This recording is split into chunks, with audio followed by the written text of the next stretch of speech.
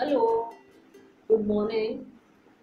आज मैं आप लोगों के सामने एक जनन प्रक्रिया, पुष्पीय पौधों में जनन प्रक्रिया, ये टॉपिक लेकर आपके सामने हूँ।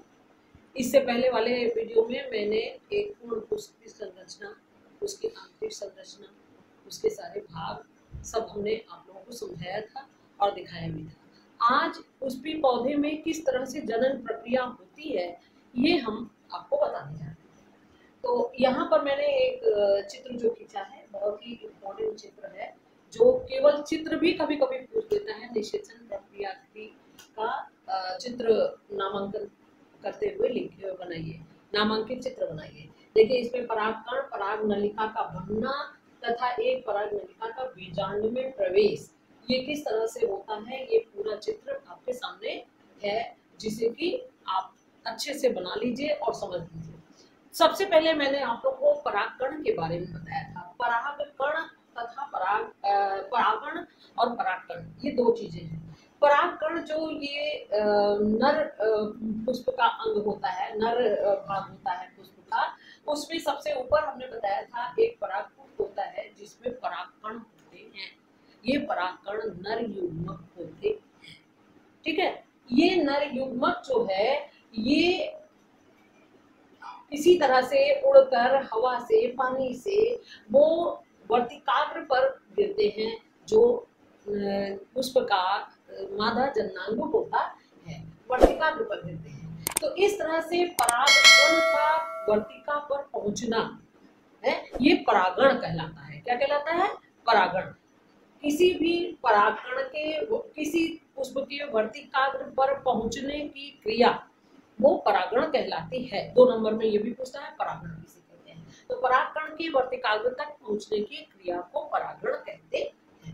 अब आप ये जानिए कि इस जो परागकूट है, इसमें जो परागकण, ठीक है, ये परागकण या तो अपने ही पुष्प के, अपने ही पौधे के किसी दूसरे पुष्प पर अथवा किसी दूसरे पुष्प के वर्तिकाग्र पर जाकर गिरते हैं और वहां वर्तिकाग्र पर इकट्ठे होते हैं और पड़ जाते हैं। इस क्रिया को स्वपरागण कहते हैं। जो अपने ही पौधे के किसी पुष्प पर पुष्प पर के वर्तिकाग्र पर गिरते हैं, वो स्वपरागण कहलाता है। और जब किसी दूसरे पौधे के पुष्प पर जाकर गिरते हैं तो उसे परपरागण कहते हैं।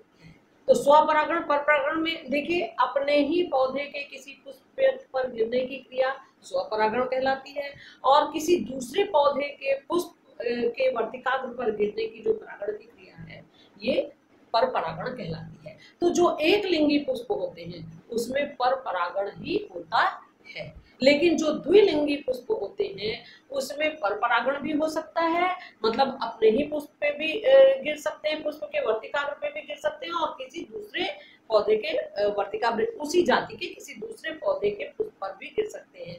तो द्विलिंगी पुष्पों में दोनों प्रकार के परागण होते हैं, स्वपरागण और परपरागण। लेकिन एक लिंगी पुष्प में केवल एक प्रकार का परागण हो सकता है, वो है स्वपरागण। ठीक है, ये परपरागण। एक लिंगी जो होगा उसमें परपरागण ही होगा, क्योंकि एक लिंगी है, उसमें दूसरा है ही नहीं है, तो एक लिंगी पुष्प में परपरागण, और जो द्विलिंगी होंगे उसमें दोनों प्रकार के परागण हो सकते हैं। ठीक, तो इस तरह से। अच्छा, अब ये है परागकण का वर्तिकाग्र पर पहुंचना, किस तरह से पहुंचेगा, तो उसके लिए भी विधि होती है। जैसे वायु द्वारा, हवा में परागकण हल्के होते हैं, हवा में उड़कर वो किसी भी पुष्प के वर्तिकाग्र पर, उसी जाति के पुष्प के वर्तिकाग्र पर गिरते हैं। पानी द्वारा भी जा सकते हैं। इसके अतिरिक्त कीड़े मकोड़े या जंतुओं के द्वारा भी वो जा सकते हैं, जैसे भौरे हैं, तितलियां हैं, ये सब है। ये सब आपके फूल पर बैठती हैं, उनके पैरों पर उनके जो तमाम टांगे होती हैं उसमें चिपक जाते हैं। जब ये दूसरे पुष्प पर जाते हैं तो वहां पर जाकर ये छोड़ देते हैं दूसरे पुष्प के वर्तिकाग्र। तो इस तरह से परपरागण होता है। तो इस तरह से परागकण एक जो है अपनी ही जाति के दूसरे पुष्प पर अथवा अपने ही पौधे के किसी पुष्प पर जो आते हैं, पहुंचते हैं, इस क्रिया को परागण कहते हैं। ठीक है, अब परागण के बाद, अब परागण कई तरह से होता है, ये भी हमने बता दिया। जल द्वारा, वायु द्वारा, जंतुओं द्वारा, कीड़े मकोड़ों के द्वारा ये परागण होता है। अब परागण के पश्चात अब जब ये वर्तिकाग्र पर ये परागकण गिरते हैं तो क्या होता है, फिर क्या होता है, परागकण का अंकुरण होता है। ये जो वर्तिकाग्र होती है ये चिपचिपी होती है, इस पे एक पदार्थ होता है, चिपचिपा पदार्थ होता है जिस पर ये परागकण आकर चिपक जाते हैं और जो ये नमी होती है इससे ये फूल जाते हैं। क्या होता है, फूल जाते हैं। अब फूल जाने से जैसे चना मटर वगैरह है, पानी में जब आप डाल देते हो तो वो मुलायम हो जाता है, फूल जाता है, तो उसी तरह ये परागकण इस वर्तिकाग्र के चिपचिपे पदार्थ से फूल जाते हैं और इसके अंतः कवच से, जो बाह्य कवच है वो तो फूल कर पड़ जाता है, अंतः कवच से एक नलिका निकलती है। क्या निकलती है, एक नलिका निकलती है। तो ये नलिका वर्तिकाग्र से होती हुई वर्तिका में प्रवेश करती। इस परागकण के अंकुरण के समय ये जो अंतःचोल से ये पराग नलिका निकलती है, उस समय ये जो परागकण का जो केंद्रक होता है ये दो भागों में विभाजित हो जाता है। दो केंद्रक में विभाजित हो जाता है, एक कहलाता है वर्धी केंद्रक, दूसरा कहलाता है जनन केंद्रक। वर्धी केंद्रक और जनन केंद्रक, ये जो वर्धी केंद्रक है ये नलिका में आ जाता है और नलिका केंद्रक कहलाता है। और ये नलिका केंद्रक जो है नली में आता है और जो दूसरा वाला केंद्रक है वह दो भागों में बंटकर दो नर युग्मक बनाता है। क्या बनाता है, ये जो जनन केंद्रक होता है दो भागों में बंट जाता है और दो नर युग्मक बनाता है। तो ये नलिका केंद्रक इस नली में आता है और उसके बाद ये जो नर युग्मक है वो भी इसमें आता है। नलिका केंद्रक धीरे धीरे ये बढ़ती हुई ये नलिका जो है पराग नलिका कहलाती है। पराग नलिका बढ़ते बढ़ते बढ़ते बढ़ते ये जो ये है बीजांड है, ये बीजांड द्वार से, इसको हमने इसके पहले वाले भाग में पूरा एकदम अच्छे से बताया था। ये बीजांड द्वार से ये पहुंच जाती है कहाँ, भ्रूणपोष तक। कहाँ पहुंच जाती है, भ्रूणपोष तक। अब यहाँ पर पहुंचने के बाद ये इसका कार्य लगभग समाप्त हो जाता है। ये नली का जो की भित्ति होती है वो फट जाती है और दोनों नर युग्मकों को वो यहाँ छोड़ देती है। बात समझ में, पराग नलिका से ये जो केंद्रक पराग नलिका केंद्रक है वो लेकर के इसको जो नर युग्मक है ये बीजांड द्वार द्वारा यहाँ तक पहुँचता है और यहाँ पर आकर इसकी भित्ति फट जाती है और ये जो नलिका केंद्रक है ये लुप्त हो जाता है, ये गायब हो जाता है। अब इसका कोई काम नहीं होता है और नर युग्मक जो दोनों है उसको यहाँ छोड़ देता है। ठीक, इस पूरी क्रिया को अंकुरण और पराग नलिका का बनना ये तीसरा स्टेप हो जाता है। अब यहाँ पर इसने इसको छोड़ दिया, ये है आपका भ्रूणपोष का भाग। अब इसके बाद आपका आता है निषेचन। अब देखिए परागकण तो बीजांड तक का केंद्र जो नर युग्मक था वो बीजांड तक पहुंच गया। अगर ये यहाँ पर निषेचन प्रक्रिया पूरी नहीं होगी तो आपका फल नहीं बनेगा। आपने बहुत जगह सुना होगा कि हमारे पौधे में फल नहीं लग रहा है, फूल तो लगते हैं पर फल नहीं लग रहा है। खास करके आपने सुना होगा कुमड़े का कहते हैं उंगली दिखा दोगे तो ये मुरझा जाएगी और फल नहीं बनता है। ऐसा कुछ नहीं होता है। उसमें दो प्रकार के फूल लगते हैं, एक नर पुष्प अलग होते हैं, मादा पुष्प अलग होती है। मादा पुष्प के पीछे एक छोटा सा आप फल की तरह से संरचना देखेंगे। अभी वो पूरा फल नहीं होता है लेकिन उसकी संरचना अलग होती है, चाहे आप तरोई में देख लें, चाहे आप लौकी में देख लें या कुमड़े में देख लें। तो होता क्या है कि ये पुष्प बहुत जल्दी खिल जाते हैं, रात में ही खिल जाते हैं, भोर में ही खिल जाते हैं और जब तक जो है कीड़े मकोड़े या फिर ये आते हैं उस पर बैठने के लिए, परागण के लिए, तब तक ये फूल बंद हो जाते हैं। तो ये परागकण जो जायांग तक पहुंच नहीं पाते, वर्तिकाग्र तक पहुंच नहीं पाते, इसलिए निषेचन प्रक्रिया पूरी नहीं होती, परागण की प्रक्रिया पूरी नहीं होती, निषेचन नहीं हो पाता, इसलिए वो फल सूख जाते हैं, फल नहीं बनता है। निषेचन जब होगा तभी फल बनेगा। अब निषेचन प्रक्रिया क्या है, बहुत ध्यान से समझिए इसको। यहाँ पर नर युग्मकों को छोड़ दिया गया, इसके बाद निषेचन प्रक्रिया पूरी होती है। ये भ्रूणपोष के जीव द्रव्य में छोड़ दिया जाता है। अब हमने अभी बताया कि इसमें दो केंद्रक होते हैं, दो नर युग्मक होते हैं। तो एक नर युग्मक, ये जो अंड कोशिका है, अंड कोशिका बताया गया था ना, यहाँ पे दो सहायक कोशिकाएं थी, एक अंड कोशिका थी। तो इस अंड कोशिका से संलयित हो जाता है और युग्मनज बनाता है।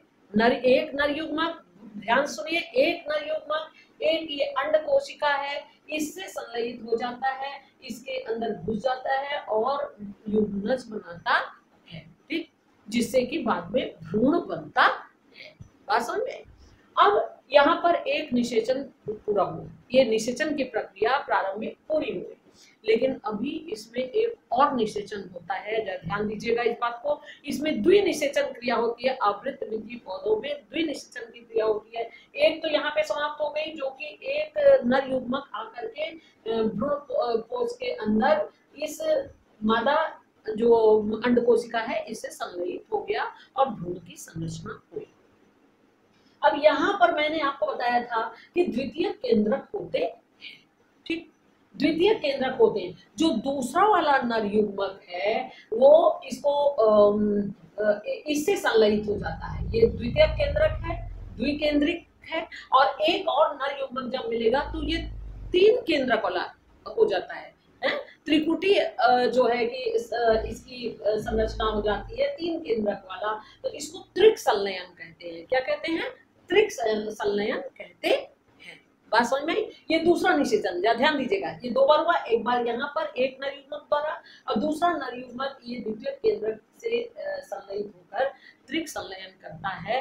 तो और इसका क्या कार्य है? ये जो होता है ये भ्रूण कोश की भित्ति, ये जो सारे केंद्रक है इसके चारों तरफ भित्ति बनाता है और बार बार ये विभाजित होकर के भ्रूण कोश की संरचना करता है।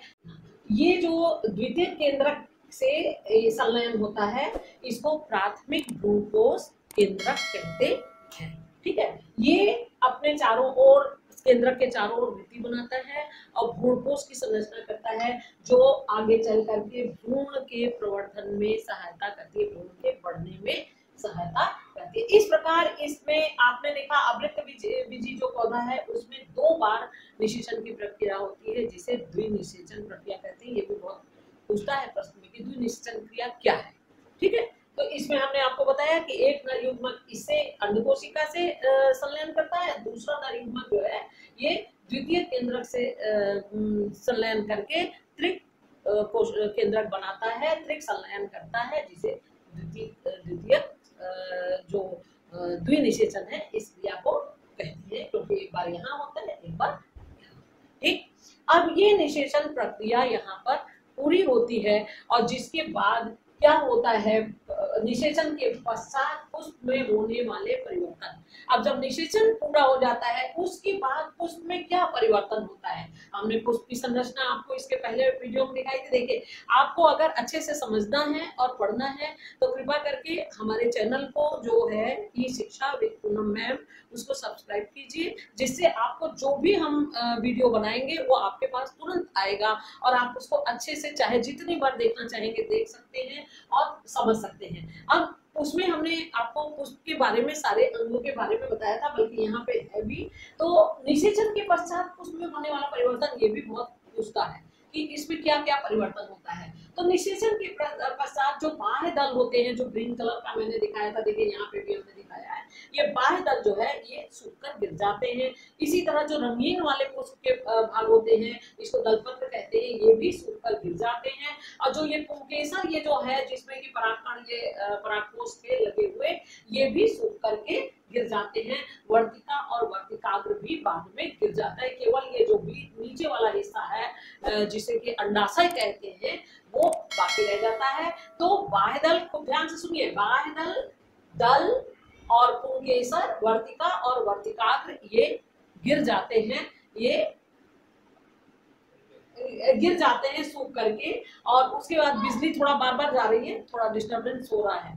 तो इसके बाद जो अंडाशय की भित्ति है वो अंडाशय फल में परिवर्तित हो जाता है। जो ये अंडाशय है ये फल में परिवर्तित हो जाता है। देखिए यहाँ पे दिखाया गया है, ये अंडाशय फल में परिवर्तित हो जाता है, बीजांड बीज में परिवर्तित हो जाता है, फल के अंदर बीज होता है। अब बीजांड में अच्छा, अब ये जो अंडाशय की भित्ति है ये फल की भित्ति बन जाती है। ये जो अंडाशय की भित्ति आप देख रहे हैं ये फल की भित्ति बन जाती है, मतलब फल का छिलका बन जाता है। ठीक है, तो अब बीजांड में क्या क्या परिवर्तन होता है? ये जो अंड कोशिका जिसका संलयन यहाँ पे हुआ था, अंड कोशिका भ्रूण बनाती है, जो हमने पहले भी बताया। फिर सहायक जो कोशिकाएं, इसके साथ में 2 सहायक कोशिकाएं होती हैं, ये नष्ट हो जाती है, इसकी कोई जरूरत नहीं होती। प्रतिनोद कोशिकाएं ये भी नष्ट हो जाती है। अद्वितीय केंद्रक भ्रूणकोश बनाता है, द्वितीय केंद्रक जो है वो भ्रूणकोश बनाता है।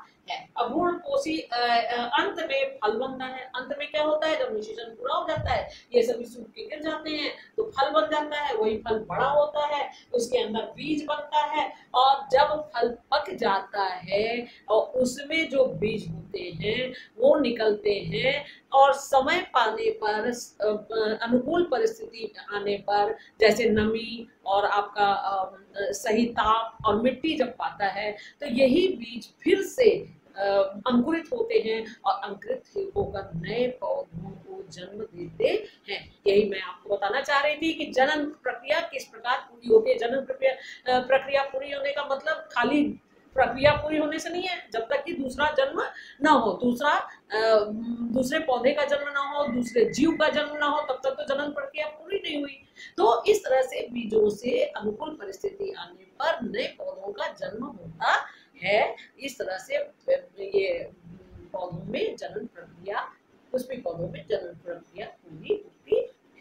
धन्यवाद, इसको अच्छे से आप देखिए और चैनल को सब्सक्राइब कीजिए, जिससे कि आपके पास समय समय पर ये वीडियोस जाते रहे। यदि आपको समझ में आ रहा है, अच्छा लग रहा है और ठीक लग रहा है तो आप अवश्य इसको सब्सक्राइब